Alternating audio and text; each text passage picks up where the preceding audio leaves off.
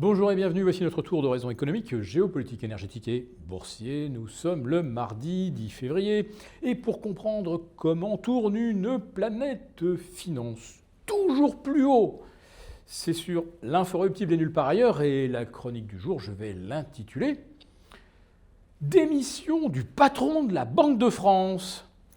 Quelles conséquences? Ouais, avant de s'interroger sur les conséquences, mais pourquoi le deuxième homme le plus puissant de France, après le président de la République, oui, parce que les premiers ministres et les ministres des Finances, ça passe et ça défile, le patron de la Banque de France, lui, reste. Eh bien non, il ne va pas rester jusqu'au bout, il ne va pas rester jusqu'en juin 2027, c'est-à-dire un mois après les prochaines élections présidentielles. Non, il va démissionner, rendre son tablier fin juin, estimant qu'il a accompli son devoir et qu'il en a un beaucoup plus impérieux, c'est de prendre la direction des orphelins apprentis d'Auteuil. Voilà, deuxième personnage le plus puissant de France, mais il grimpe d'un cran dans l'éthique en allant s'occuper des orphelins apprentis.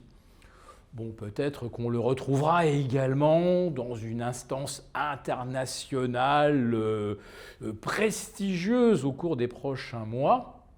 Mais qu'est-ce que ça veut dire, ce départ au mois de juin? Ça veut dire que son successeur va avoir un mandat de 6 ans qui, de fait, courra jusqu'au 30 juin 2032, c'est-à-dire au lendemain des prochaines élections présidentielles, si jamais elles ont lieu. Et ce futur gouverneur de la Banque de France va être nommé par Emmanuel Macron, qui lui cessera son office à l'Élysée en mai 2027, de toute façon. Mais s'il nomme quelqu'un qui est sur la même longueur d'onde, imaginons même quelqu'un qui serait au même étage que lui à l'Élysée, et peut-être dans une fonction qu'il a pu connaître, comme secrétaire général ou proche conseiller de l'Élysée, eh bien, à la tête de la France, quel que soit le prochain président, celui qui tient les cordons de la bourse serait en quelque sorte une prolongation du président de la République qui l'aura nommé. Alors, jusqu'à présent, les très hauts fonctionnaires à la Cour des comptes, au Conseil constitutionnel, étaient des gens dont on ne soupçonnait pas un parti pris, leur neutralité était reconnue.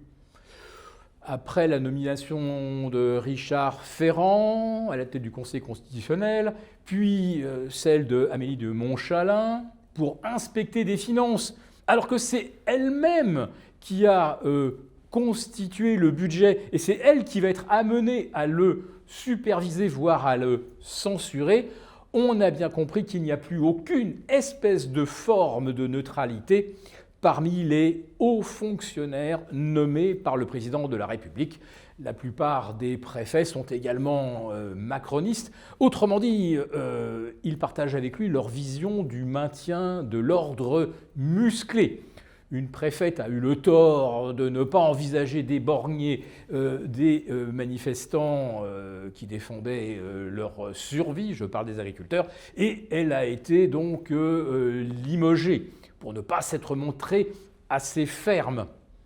Alors qu'est-ce qu'on peut attendre d'un futur patron de la Banque de France? Par exemple, qu'il accepte ou qu'il refuse que la France adopte, par exemple, des monnaies numériques. La monnaie numérique, vous l'avez bien compris, ce n'est pas seulement une question de communauté, c'est surtout une affaire de contrôle. Ah, heureusement que nous ne sommes pas dans une société du contrôle où certains essaieraient de museler les réseaux sociaux sur lesquels circulent des informations que le gueux et les lecteurs moyens ne devraient pas connaître.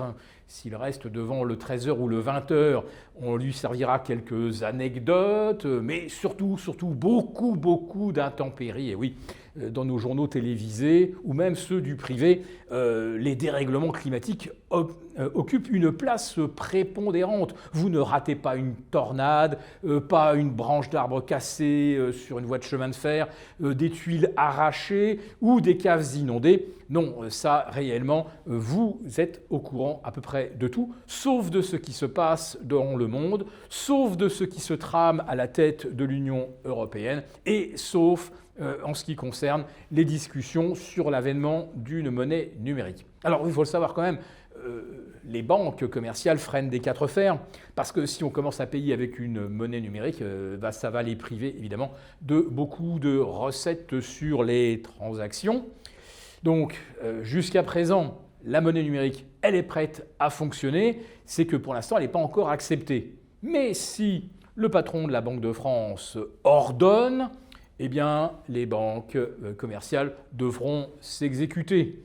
Et le mot d'ordre viendra probablement de plus haut encore, c'est-à-dire de la BRI, de M. Carstens, qui est le monsieur monnaie numérique à la tête de la BRI. Voilà, donc si le mouvement mondial est lancé et que c'est adopté par la BCE, eh bien la tâche du futur patron de la Banque de France sera effectivement de faire passer la France à la monnaie numérique, c'est-à-dire réellement dans un autre monde.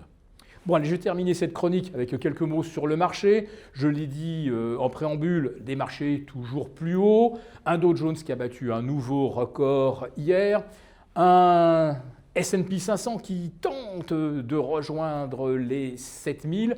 Et un CAC 40 qui ce matin renouait avec ses plus hauts historiques à 8350. Il n'y a pas eu de meilleure clôture que 8350. Il y a encore du suspense d'ici la clôture. Mais vous avez bien compris l'esprit. Voilà, tous les marchés sont au plus haut avec des taux qui sont exactement au même moment, eux aussi quasiment au plus haut. Et ce matin, à Tokyo, nouvelle divergence, nouveau record pour le Nikkei, nouveau record de rendement pour le 10 ans. Voilà, tout fonctionne sur le principe de la grande divergence. Vous avez autant d'entreprises qui atteignent de nouveaux plus hauts historiques que de nouveaux plus bas annuels ou sur 12 mois. Quand le marché est, comme on dit, écartelé entre des situations aussi extrêmes, je le répète, c'est que le marché n'est pas loin de se retourner. Pour vous remercier de votre fidélité, vous pouvez télécharger gratuitement notre rapport spécial qui contient nos solutions pour préserver votre épargne face à la faillite économique de la France, laquelle met en danger votre épargne. Il vous suffit de cliquer sur le lien en description pour l'obtenir gratuitement. Merci et à bientôt. Merci beaucoup d'avoir regardé cette vidéo.